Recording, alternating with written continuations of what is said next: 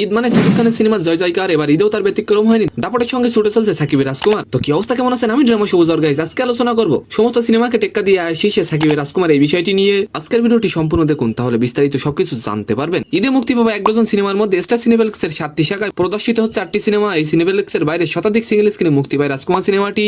আপনারা যারা রাজকুমার সিনেমাটি দেখেছেন তারা অবশ্যই একটি কমেন্ট করে যাবেন। একটুখানি বলে রাখা ভালো, রাজকুমার সিনেমাটিতে কোনো প্রতিশোধ, প্রেম, অপ্রেম, মারামারি, অ্যাকশন এগুলো নেই। সিনেমার মূল কাহিনী সাকিব খান যুক্তরাষ্ট্রে যাবে। মুক্তির দিন থেকে সিনেমাটি নিয়ে সাকিব ভক্তদের মধ্যে বাড়তি উন্মাদনা চোখে পড়েছে সিঙ্গেল স্ক্রিনে। আর সিনেপ্লেক্সের 8টি ছবির মধ্যে সর্বাধিক দর্শক টেনেছে রাজকুমার। আর তার জন্য আপনারা অবশ্যই একটি লাইক দিয়ে যাবেন। স্টার সিনেপ্লেক্স কর্তৃপক্ষ জানায় রাজকুমার দেখতে সবচেয়ে বেশি দর্শক ভিড় করেছে। বিক্রি হয়েছে অগ্রিম টিকিট। মুক্তির দিন থেকে রোববার 21 এপ্রিল পর্যন্ত 8টি বাংলা ছবির মধ্যে সবচেয়ে আয় করা ছবির তকমাও পেয়েছে। তবে কত টাকা আয় করেছে সেটি প্রকাশ করা হয়নি। তো সম্মানিত দর্শক, আজকের ভিডিওটি কেমন লাগলো অবশ্যই কমেন্ট বক্সে জানাবে। আর ভিডিওটি যদি ভালো লাগে অবশ্যই একটি লাইক দিয়ে আমাদের চ্যানেলটিকে সাবস্ক্রাইব করে দিবেন। ধন্যবাদ।